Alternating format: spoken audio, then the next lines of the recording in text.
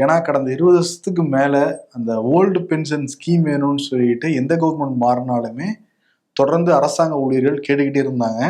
இன்னைக்கு முதலமைச்சர் அவங்க கேட்ட மாதிரி இந்த ஓல்டு பென்ஷன் ஸ்கீமை வந்து Tamil Nadu assured pension scheme, Tamil Nadu உறுதியளிக்கப்பட்ட ஓய்வூதிய திட்டத்தை வந்து கொடுக்குறோம் அப்படின்னு சொல்லியிருக்காரு. அது இப்போ ஒருத்தர் 1 லட்ச ரூபா வாங்குறாருன்னு வச்சுக்கோங்களேன், அவங்க ஓய்வு பெற்றாங்கன்னா அது வாங்கினதுல 50% 50,000 வந்து கிடைக்கும்.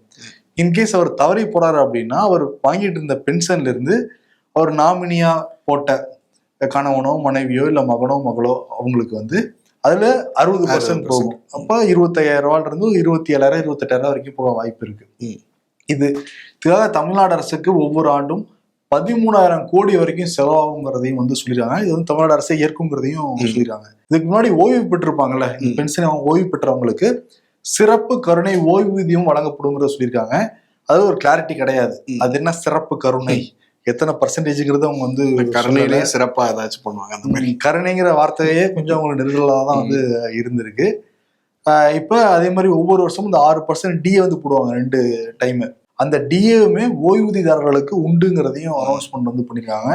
எனக்கு வந்து ஜாக்டோஜி அமைப்பினர் முதல்வருக்கு போய் ஸ்வீட் எடுத்து ஊட்டி விட்டுக்கிட்டு இருந்தாங்க. நான் ஊட்டுவேன் ஒருத்தர் விடல, எல்லாரும் வந்து ஊட்டிட்டு முதல்வரும் வந்து ஊட்டி விட்டாங்க.